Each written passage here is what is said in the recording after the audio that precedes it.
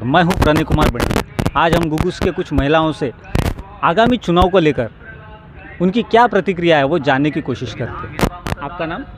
शारदा संजय झाड़े। चुनाव में वो जो लोग खड़े रह रहे ना, उनसे हम सहमत नहीं है। ये लोग क्या सिर्फ नहीं क्या आश्वासन दे रहे और कर कुछ भी नहीं रहे हैं। ऐसे बोलते कि ये करता वो करता, सब नेता कुछ ना कुछ बोलते लेकिन चुनाव होने के बाद कुछ भी नहीं करते। यानी कि एग्जाम्पल तो अपने पास ही है। अभी जो पुराना आमदार है, मैं किसी का नाम नहीं लेती, लेकिन वो अपना जो आमदार होके गया वो बोला कि 200 यूनिट हम फ्री देंगे। लेकिन क्या दिया उन्होंने? अरे 200 यूनिट फ्री मत दो, लेकिन कुछ कम तो करो। जो बिजली के बिल बढ़ रहे वो थोड़े यूनिट्स तो थोड़े कम कर दो। हमें फ्री का नहीं होना, लेकिन हमारे हक का होना, जो होना वो हक का होना। इसलिए हमें ऐसे नेताओं से नहीं क्या यानी कि नहीं होना। हम लोग ऐसा रहेंगे ना तो हम लोग चुनाव ही नहीं लड़ेंगे, यानी कि ये वोट ही नहीं देंगे किसी को। यहाँ तो विकास की गंगा बहती है, ऐसा कुछ नेताओं का कहना है। उसके ऊपर में आपकी क्या प्रतिक्रिया है? काय का विकास हुआ? कुछ भी विकास नहीं हुआ। ये हमारा सरकारी हॉस्पिटल कितने दिन से पड़ा है, उधर कुछ भी सेवाएं नहीं दे रहे। वो इधर प्रसूति सिर्फ नॉर्मल होती, वो सीजरिंग तो होती ही नहीं। फिर वो बोलते कि जो एम्बुलेंस है उसका भी चार्ज लेते। फिर जो भी है वो भी फ्री देने को होना ना। वो गरीब लोग कहाँ जाएंगे? और उधर तो वो हॉस्पिटल अभी तक बना ही नहीं। 100 बेड का बनता बोले, सिर्फ बन के है, लेकिन उधर सेवाएं तो कुछ भी नहीं हो रही। कितने साल से हॉस्पिटल पेंडिंग होगा अंदाजन आपके हिसाब से? अभी 5 साल तो हो ही चुके ना। वो चुनाव जब हुआ था तब भी बोल रहे थे कि वो तब से काम कर रहे हैं। अभी 5 साल तो पूरे हो गए। अभी दूसरा आमदार चुन के आएगा तभी बनेगा। फिर वो भी बोलेंगे कि करेंगे करेंगे, फिर 5 साल चले जाएंगे। तब तक तो आधे लोग तो इधर ऐसे ही सड़ जाएंगे ना। तो इससे पूर्व आपने कभी आपकी समस्याओं को लेकर, विविध समस्याओं को लेकर किसी नेता या अधिकारी के पास में पहुँचे थे? जाने के लिए तो वैसे वो लोग गए। पहले हमने नहीं कहा, हमारा वो छोटा सा दुकान है, हम इधर के एक यानी कि प्रतिष्ठित आदमी के पास गए थे कि हम बचत गट वाली महिलाएं हैं, हमारी 2 महिलाएं नहीं क्या विधवा है, तो हमें यानी कि थोड़ा सहायता करो कि कहीं जगह दो, यानी कि हमारा थोड़ा सा दुकान वगैरह बनाने के लिए। तो वो लोग क्या बोले हमें कि बोले गांव में कितने विधवा महिलाएं, हम कितने को रोज़गार देंगे, बोले ऐसे बोले थे वो। तो कि महिलाओं के लिए कोई पर्यायी मार्ग है क्या आपके नज़रों में? है ना, अपने इधर तो 2 फैक्ट्रियाँ बनी है, उनका सारा प्रॉफिट तो ये लोग ले रहे। तो महिलाओं के लिए कुछ भी नहीं कर रहे ना। गांव की महिला कोई इधर नहीं क्या, यानी कि पढ़ी लिखी महिला भी नहीं और ऐसी अनपढ़ गवार भी, उनको भी काम देने को होना ना। जिनकी नहीं क्या फैमिली वगैरह ऐसी बेचारे इधर उधर सिर्फ बर्तन की काम करते हैं, झाड़ू पोछा बर्तन के सिवा उनको कुछ काम ही, इधर उधर सिर्फ बर्तन की काम करते हैं, झाड़ू पोछा बर्तन के सिवा उनको कुछ काम ही नहीं मिल रहा है। इधर इतनी बड़ी कंपनी होके कुछ काम नहीं दे रहे। तो आपका नाम? संजना ढोरके। आप एक स्टूडेंट है और एक प्राइवेट प्लेस में आप वर्क करते हैं। हाँ। उसके प्रति और स्टूडेंट्स के प्रति और रोज़गार के प्रति आपकी क्या भावना है? अभी इतने लोग पढ़े लिखे हैं लेकिन उनको रोज़गार के लिए कुछ मिल रहा नहीं है, इसलिए लोग क्या करेंगे, अभी छोटे छोटे जो भी दुकान है या कुछ अपने गांव में जो अवेलेबल है उस जगह काम करके अपना पेट तो पालेंगे ही, क्योंकि लोग इतने पढ़े लिखे हैं उनके हिसाब से कहीं नौकरियां नहीं मिल रही। हमारे गांव में 2 कंपनियां हैं, लेकिन हमारे एजुकेशन के हिसाब से वहाँ हमको कहीं लगा देंगे या हमको रोज़गार करने के लिए कुछ व्यवस्था करके देंगे, ऐसा तो कुछ है ही नहीं। तो लोगों ने ये सोचने को ना कि हमारे गांव में इतने पढ़े लिखे लोग हैं, वो लोग बाहर नौकरी करने से अच्छा है कि अपने पास कुछ है कंपनी में तो वो अपने टैलेंट का वो कंपनी में यूज़ कर सके। कहीं बाहर जाने से अच्छा यहाँ ही कमा के अपना घर पाल सके, ऐसा कुछ करने को होना। आज अगर नेता आएंगे तो उनको सोचने को होना कि हम पहले अपने गांव का विकास करेंगे, फिर आगे चल के और कहीं जगह के बारे में सोचेंगे। पहले अपने गांव का विकास करने को होना, अपने लोगों को रोज़गार देने को होना, फिर बाद में बाकी सब चीज़ों के बारे में सोचने को होना, ऐसे हमें लगता है। सरकारी शिक्षा और प्राइवेट शिक्षा को लेकर आपकी क्या राय है?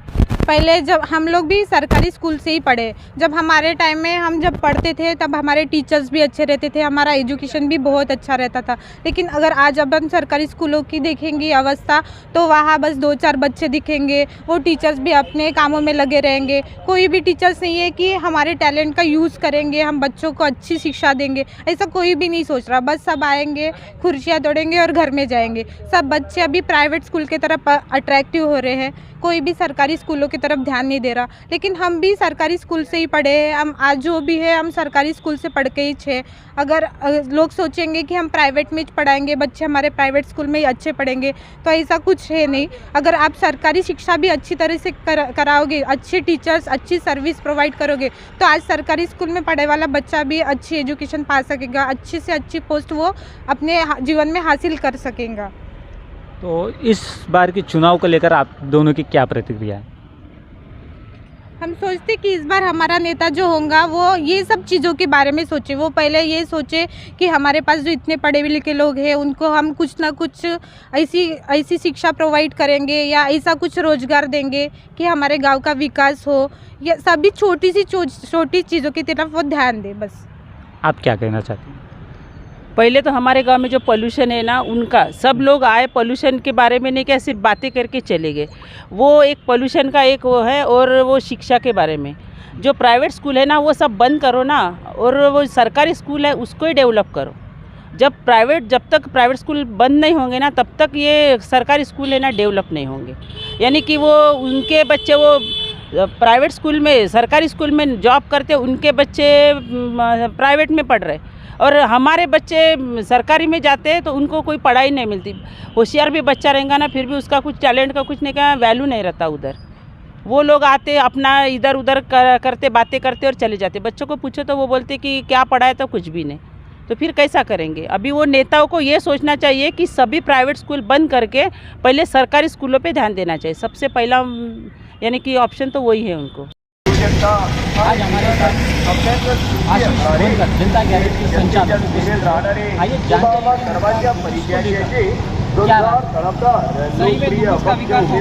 हैं ब्रिजभूषण महादेवराव पाजारे, ब्रिजभूषण महादेवराव पाजारे यांचं निवडणूक चिन्ह आहे कपाट। वहाँ पे ऐसा कोई बोर्ड भी लगा नहीं है कि ये घुघुस है या चंद्रपुर है या बनी है, समझ में नहीं आ रहा। नहीं, आज भी तुम जाके देखो शिवाजी महाराज जो चौक है वहाँ पे एक भी बोर्ड लगा नहीं है। कि उसमें बहुत सारे बाहर के लोग आते हैं, कई बैंक ऑफ इंडिया रोड की तरफ चले जाते हैं, इसमें बहुत सारे बड़े बड़े ट्रक चले जाते हैं। इसमें क्या हो रहा है कि कभी कभी बहुत बड़ी दुर्घटना भी हो सकती है। इसलिए ये विकास ये कोई भी ध्यान नहीं दे रही। और दूसरी बात, बस स्टॉप की अपने को पहले ज़रूरत नहीं थी। पहले तो अपने को हॉस्पिटल की ज़रूरत थी बहुत से गरीब लोगों को। क्या होता है, रात के 11 बजे जाओ हॉस्पिटल में, सबके दरवाजे खोले, हॉस्पिटल रहो चाहे दांत हॉस्पिटल रहो, 11 बजे कोई भी दरवाज़ा नहीं खोलता। तो बाद में कोई भी इलाज नहीं मिलता रात के 11 बजे। बाद में ऐसा होता इमरजेंसी केस रही तो उसको चंद्रपुर में लेके जाना पड़ता। अगर बड़े बड़े नेता लोग रहे उनको अपने बड़े बड़े गाड़ियों में लेके चले जाते और गरीब आदमी की जान पहले चली जाती। नेता लोग और बड़े लोग उनकी जान पहले बच जाएंगी, गरीब आदमी मर जाएगा। इसलिए पहले अपने को हॉस्पिटल होना, वो नहीं करेंगे। बस स्टॉप कोई वहाँ पे बस स्टॉप के ऊपर कोई इलाज नहीं हो रहा, वो अपने को ज़रूरी नहीं था। पहले अपने को हॉस्पिटल चाहिए, मतलब वो नेता लोग उसके ऊपर बिल्कुल ध्यान नहीं देंगे। और तीसरी बात, इतना बड़ा राइस मेटल कंपनी है, गांव के जो यंग लड़के हैं उनको एक भी ड्यूटी नहीं मिली, एक भी।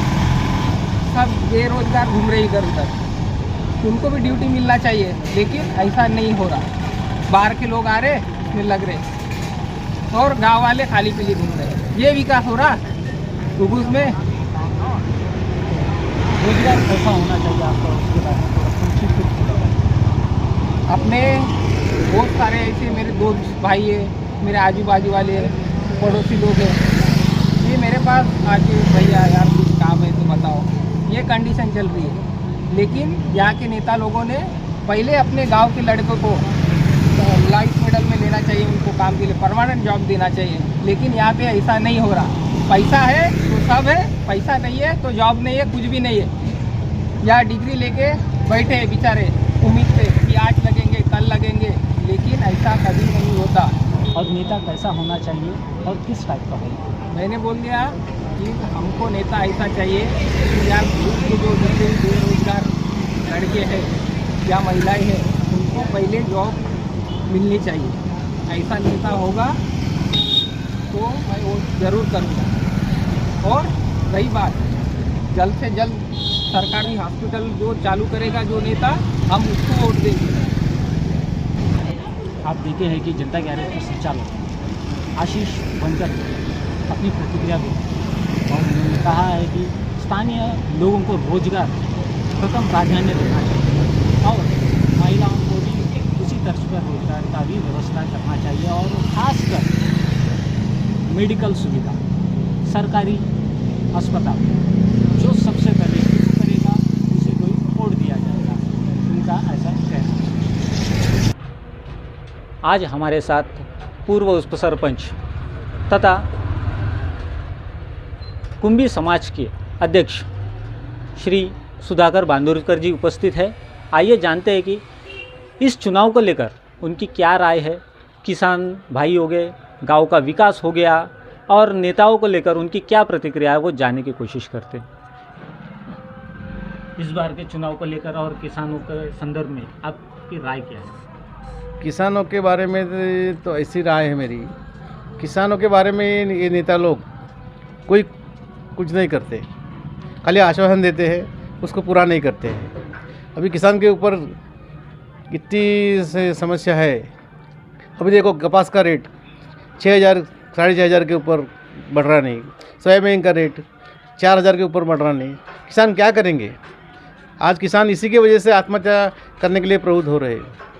और ये नेता लोग खुद अपना खुद मालमत्ता, अपनी प्रॉपर्टी ये सब बना रहे हैं। इनको पब्लिक का और किसानों का कुछ लेन देन नहीं है। इसलिए आज के अपने चंद्रपुर विधानसभा में मेरे को ऐसा कोई उम्मीदवार लगता नहीं जो किसानों के बारे में सोचेगा। रोजगार को लेकर क्या प्रतिक्रिया है? रोजगार अपने गांव में इतनी इंडस्ट्रीज है, लेकिन यहाँ के कोई नेता लोग या फिर MLA MPs कोई की रोज़गार के बारे में कोई भी सोच रहे नहीं है। खुद अपना खुद देख रहे हैं, बाकी उनको कुछ लेन देन नहीं है रोज़गारों के बारे में। चाहे तो बहुत कुछ कर सकते हो, यहाँ के प्रॉपर लोगों को, स्थायी लोगों को रोज़गार दिला सकते हैं, लेकिन उनकी कोई ऐसी मंशा नहीं दिख रही। सरकारी अस्पताल और बस स्टॉप को लेकर आपकी क्या राय है? बस स्टॉप तो अब क्या है, वो बन के तैयार है, लेकिन वहाँ पे अभी तक जो सुविधा मिलना चाहिए वो नहीं मिल रही है। 7-8 करोड़ रुपए लगाए हैं, लेकिन उसका पब्लिक को क्या फ़ायदा हो रहा है? कुछ नहीं हो रहा। इस गांव को विकास गांव कहा जाता है, इसके प्रति आपकी क्या राय है? गाँव में क्या विकास हो रहा है जी? लोगों का, नेताओं का विकास हो रहा है। आज नेता कहाँ से कहाँ पहुँच गए हैं। गांव का विकास नहीं हो रहा है। विकास के हिसाब से कौन आज वार्ड नंबर 6 में देखिए, और नाली रोड वहाँ क्या सुविधा है? कुछ भी नहीं है। हमारे बस्ती में ठीक है, हमारे इसमें पुराना हो गया, लेकिन नए इसमें कुछ भी नहीं हो रहा है। कहाँ विकास हो रहा है? या हाई मास्ट लाइट लगाने से या फिर सब ये दिखाने से नहीं होता है विकास। रोजगार को लेकर क्या करना चाहिए? रोज़गार को लेकर रोज़गार के लिए नई इंडस्ट्री लाना चाहिए नेताओं ने। जो इंडस्ट्री है वो पूरे कांग्रेस के ज़माने की इंडस्ट्री है, अभी नई इंडस्ट्री कोई आई नहीं है। अभी जो लॉयड्स मेटल है, लॉयड्स मेटल के बारे में अभी जो रोज़गार देने के लिए बात कर रहे हैं, लेकिन वो लॉयड्स कंपनी के ऊपर कोई दबाव डाल के यानी यहाँ के स्थायी लोगों के लिए रोज़गार देने के लिए कोई प्रयत्न नहीं कर रहा है। लेकिन वो लॉयड्स कंपनी के ऊपर कोई दबाव डाल के यानी यहाँ के स्थायी लोगों के लिए रोज़गार देने के लिए कोई प्रयत्न नहीं कर रहा है। तकनीक के मार्गदर्शन होना चाहिए, कुछ बैंक लोन ये सुविधा मिलना चाहिए, जाके किसान थोड़ा सा तांत्रिक दृष्टि से सक्षम हो। किसान सुसाइड करने से कैसा बचा जा सकता है? किसान सुसाइड बचाने के लिए किसान की आर्थिक स्थिति मजबूत होनी चाहिए। उसके लिए किसान के माल को अच्छा रेट मिलना चाहिए, दाम मिलना चाहिए, कपास को, सोयाबीन को, तुअर को। फिर किसान आत्महत्या के ऊपर जाएगा नहीं। इलेक्शन को लेके आपकी क्या राय है? इलेक्शन में अभी तो मायूसी चल रही है, लोगों को अभी विश्वास नहीं है किसको वोट दे, क्या करे, क्योंकि इधर का कोई नेता, यही पार्टी का नेता उधर जा रहा, उधर का इधर आ रहा। इसके वजह से कि अभी लोगों का मन बना नहीं है बराबर मेरे हिसाब से। तो आप देखे हैं कि सुधाकर जी ने इस चुनाव को लेकर एवं गांव का विकास को लेकर, रोजगार को लेकर और आत्महत्याओं को लेकर कई सारे सवालों के जवाब दिए हैं। लेकिन नेता जो है और अधिकारी जो है वो अपना काम ठीक तरह से कर रहे या ना कर रहे, ये आने वाले चुनाव में सामने आने की संभावना है। आज हम कांग्रेस महिला अध्यक्ष संगीता किशोर बोबडे के साथ कुछ कांग्रेस के संदर्भ में कुछ जानकारी हासिल करने की कोशिश करेंगे। साथ ही नेता कैसा होना चाहिए, रोजगार कैसा होना चाहिए और किसान भाइयों के लिए इनका क्या विचार है वो जानने की कोशिश करते हैं। मी या घुगुस शहराची असल्यामुळं घुगुसचा विकास झाला पाहिजे हे तर माझं पूर्ण मत आहे। आणि जे आमचे अमराई आहे, जसं की अमराईमध्ये जे ज्यांना घरं नाही मिळाले आहे, जे बेघर होऊन आहे, त्यांच्याकडेही लक्ष दिलं पाहिजे। आणि काही नगर परिषदेमध्ये ज्यांचं काम नाही होऊन राहिलं आहे, अशा पुष्कळ महिला माझ्याजवळ येते, ताई घरकुलाचं काम नाही होऊन राहिलं आहे, किंवा मागं इंडिया बँकच्या मागे माझ्याकडे महिला आल्या, त्यांनी मला दाखवलं का नाल्या साफ झालेल्या नाही आहे आणि त्यांच्या घरात अड्या जाऊन राहिल्या होत्या। त्याच्यासाठी त्यांनी मला घेऊन तिथं हे सगळं दाखवलं आणि मी नगर परिषदला ते जाऊन दाखवलं आणि त्या नाल्या साफ झाल्या। तर अशाच कामाकडे दुर्लक्ष नाही झालं पाहिजे आणि गावातल्या कामाकडे नेत्यांनी लक्ष दिलं पाहिजे असं मला वाटते। रोजगारासाठी तर सर्वच नाराज आहे, खूप इंजिनियर झालेली मुलं काही काही खाली आहे आणि तुम्हाला पण याच्याबद्दल माहीत असेलच का आपले खूप 35-35 वर्षाची मुलं आहे काही काही, त्यांचं शिक्षण तर भरपूर आहे पण रोजगार नाही आहे। रोजगार नसल्यामुळं लग्नातही प्रॉब्लेम येऊ शकत आहे, कारण ते कुटुंब सांभाळू शकत नाही आणि त्याच्यामुळं मुलंही खूप नाराज आहे। आणि रोजगारासाठी तर त्यांचं प्रत्येक निवडणुकीमध्ये काही आशा लागलेली असते पण ती पूर्ण होताना दिसत नाही आहे, त्याच्यामुळं ते नाराज दिसत आहे युवा पिढी। तर त्यांच्याकडेही काही लक्ष दिलं पाहिजे नेत्यांनी। शेतकरी संदर्भ में आपका क्या कहना है?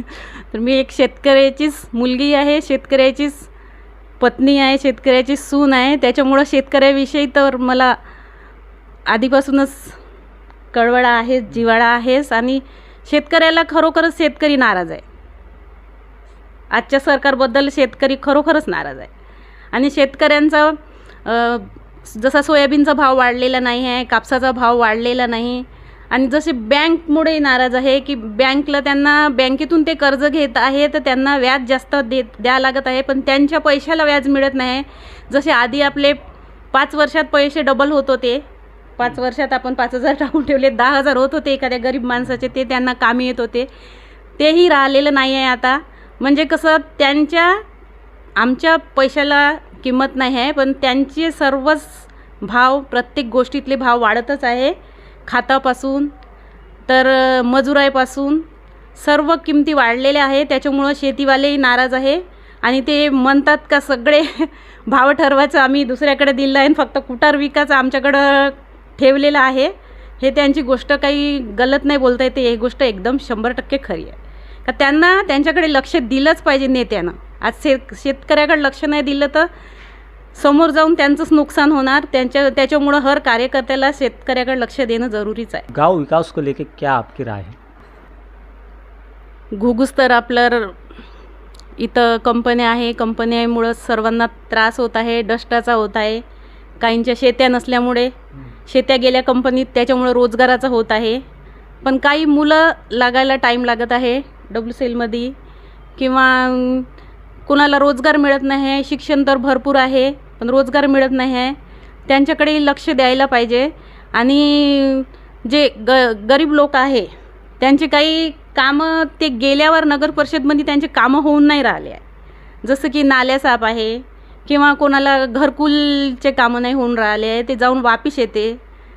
तर असं का बा, तर काही खूप दिवस ग्रामपंचायत होतं, तसं हे गाव ग्रामपंचायत लायक नव्हतं, तुम्हालाही माहीत आहे लोकसंख्या जास्त असल्यामुळं, पण खूप दिवस ग्रामपंचायत राहिलं, त्याच्यामुळे एका मुठ्ठीत गाव राहिलं। आणि दुसरी गोष्ट आता नगर परिषद होऊनही निवडणुका रोखल्या गेल्या आणि गावाचे खूप काही काम, घरकुल वगैरे सर्व काही ठप्प बसलेलं आहे आणि लोक आहे ना वाटच बघत आहे का कोणताही नेता येत आहे. त्यांच्याकडून त्यांच्या खूप आशा लागलेल्या आहे आणि कोणताही नेता येत आहे, आमचे कामं झाले पाहिजे असं सर्वांची आशा लागलेली आहे.